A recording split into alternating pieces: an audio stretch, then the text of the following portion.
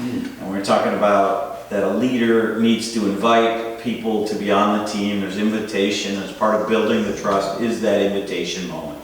So where do we go from here?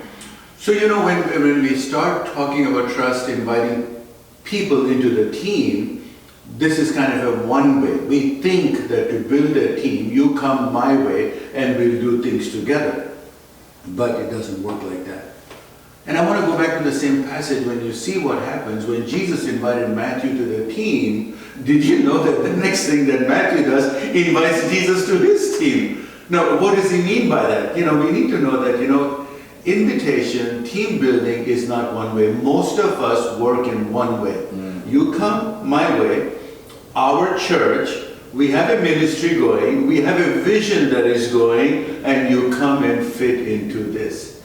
And the guy leaves everything. Or that person, whoever wants to join the team, has to leave everything, what they belong to, what they've been doing.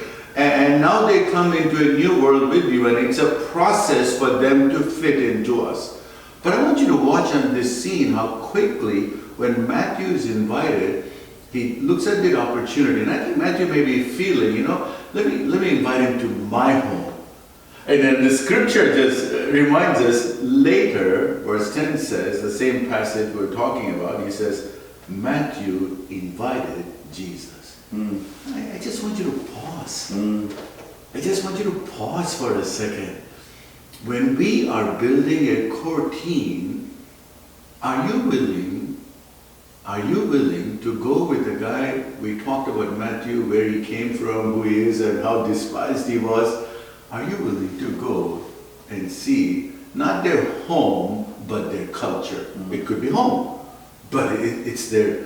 Matthew's totally from a different culture. The other guys are fishermen. It's easy to deal with because Jesus walked on the shore, he knows this. But Matthew was not a fisherman. Tax collector. Everybody talked bad about those guys. It's like some kind of a disease, these tax collectors. I don't want to get close to that guy. Did you see look at the way that he looks, look at the way that he dresses, look at what he's got, and all the stigma that they carried with them. Jesus accepts that invitation without hesitation. He didn't say, okay, well, who's going to be there? What's going to happen now? But I think it's so important, Bob, that we don't function from an idea of a corporate mentality of building trust. The corporate mentalities, we go for some picnics and we go for some play, and that's very important to do that because we kind of know in informal settings people's personalities. We know that, that's fine. But I think I'm pushing ourselves. If you want a really good core team, are you willing to be in their culture? I think it's such an interesting point, right? If we talk a lot about people wanting to be part of the team. You and I have had these conversations about commitment, and we've gone through some of these conversations, and I just keep coming back to that moment in which you say to somebody, "Hey, you want to be part of this, right?" And they say, "Oh yeah, I'm all in." Right? And then now you're in this place of, okay, you're all in, but now I have to show that I'm all in with you, which means I'm going to go to where you live, wherever it is you live, work, and play, to get to know you more, right? And I think that's what you're saying. It's a give and take in the relationship. Exactly. And what Matthew did was he invited Jesus and his disciples. I want you to watch. There was already a core team that was there. Core team is already there for Jesus. These are the fishermen with him. They've been walking. Now all of a sudden Jesus invites Matthew, who is not from their stock. He's not of their culture, the core team's culture. This guy's way from the left wing, somewhere far out from the left. And he says, come and be on my team. And now this guy looks at the opportunity, says, well, would you come to my house along with your team? That's a shocking thing for me to watch Jesus, who is the rabbi of those days. The Pharisees, the very beginning, Pharisees were shaken. Every time he taught something, Pharisees were shaken up. They knew this guy was not just another rabbi, he was not just an ordinary guy. He was a big kind of a CEO, but a different dimensional CEO. So this CEO is willing to mingle with the guys that we don't mingle with. That what happens on the scene. But this guy, Matthew says, would you and your disciples come to my house? And look what Matthew does. Not only invites them to their house, now, he wants to keep his reputation. He could have just had an exclusive party. But what Matthew does, hey guys, let's go. I'm having Jesus over and all his team, you guys join me. So he's actually pulling his whole culture. Just think about it. It's for contemporary purposes, guys who are smoking and who are habitually doing something that you and I visibly sometimes, we kind of hesitate, not in public, we hesitate. Certain things, whatever it may be, we kind of hesitate a little bit. Jesus walks in with his disciples. Two things are happening. Not only Jesus says, you're okay, you're part of my team, but the disciples are learning not to look down on such people. You see the biggest thing? It's where I go when we're having just visually here's Jesus, who's already kind of a bit of a rebel rabbi, right? Because he didn't go for the best and the brightest. Yes. He first goes for the fishermen, and everybody probably went, well, they're supposed to be fishermen, they're from that class of people, that's who they are. He goes and grabs those people, and now they're following him like the other students of a rabbi would follow, and he's teaching them, and they're probably growing in that moment. And now he calls somebody who is, well, let's say the outskirts of society. That's where I put Matthew. Exactly. Right? Exactly. Right? The culture is kind of pushed him aside and said, well, you're a traitor because you're taking money for the Romans. And so now we're in this process. But then the second thing the follow-up to that is, he then says to Jesus, why don't you come? Yeah. Right? And come and be a part of my culture, which Jesus knew they were going to say something about him, right? And the words after this are pretty clear. Why are you going to hang out with the drunkards? Oh. Right? And the other sinners, right? So all of a sudden they're throwing stones at him, verbal stones, to say, hey, what are you doing? Wow. It's very interesting, when this happens, building trust is our idea. How can you build trust unless I'm willing to walk in your culture and to understand you? Because I really know you, where you come from. You already know where I come from, but you're always welcome on this side. We kind of cut off people from their culture many times when they come to faith or walk into Christ, and we say, you gotta. I've heard preachers preach on this. I've heard them say, you gotta separate. The world will go that way. We're special people. Jesus was never like that. He went back to the people. He takes the disciples, and this is what the writing says. When you read it, he says, asking. He goes and he asks him to come, and then he says, along with many tax collectors and other disreputable sinners. That's the way it's written there in NLT version. He says, Matthew invited Jesus, his disciples, to his home as dinner guests. In the Eastern culture, dinner is so different than what we have as a dinner. For us, in this culture where we live in, dinner is so formal. I want you to think about this a little bit. It's good that, we had a good dinner, we enjoyed the moments, nothing wrong with that. We live in a society that calls for that, fine with that. But something beyond this happens on the scene there in culture, of Eastern culture. When it's a dinner, it's not about dinner really, it's about relationships.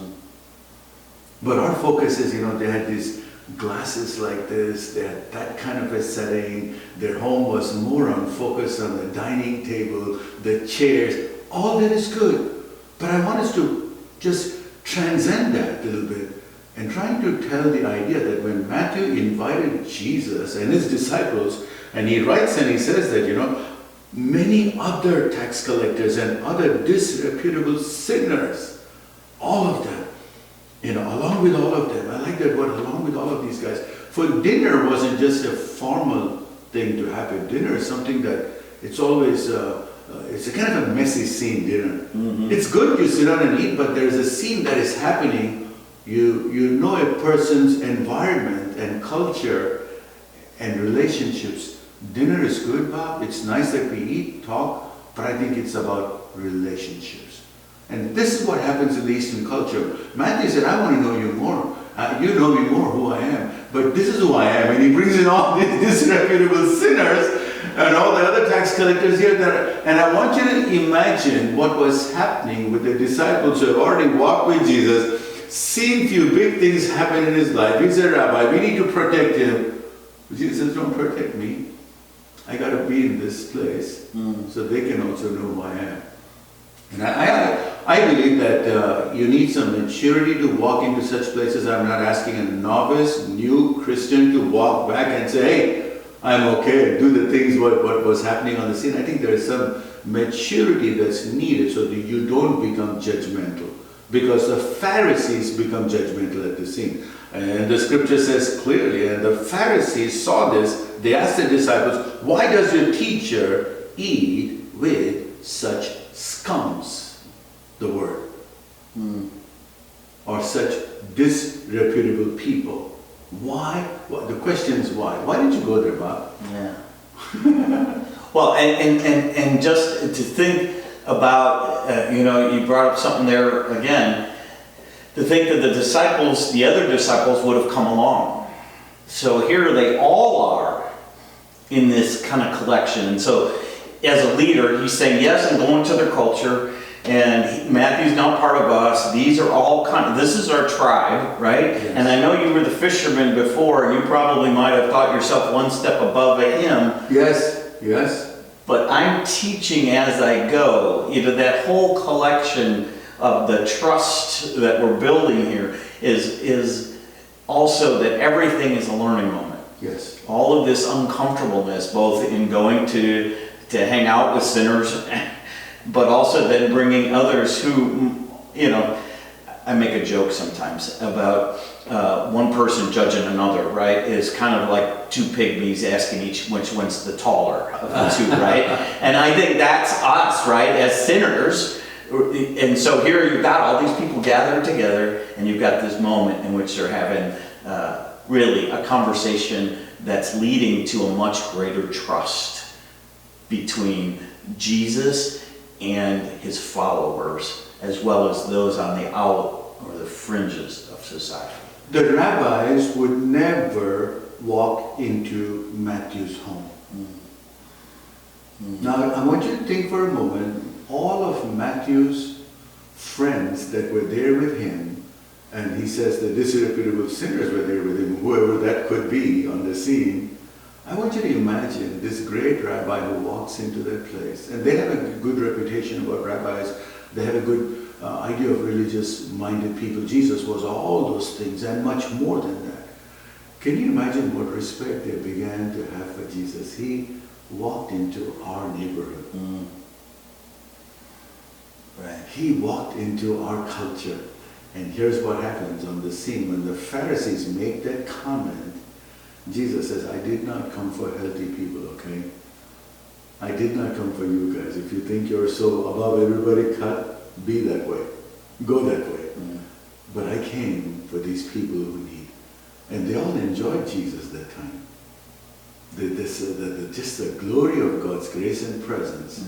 He becomes the light for the moment. If you think that's a dark scene, I've been in places I know which I was not used to, but the grace of God, I walked in those places and I saw people, how they look at you. First they look at you with suspicion, but when you start eating with them, everything is dropped down. Right.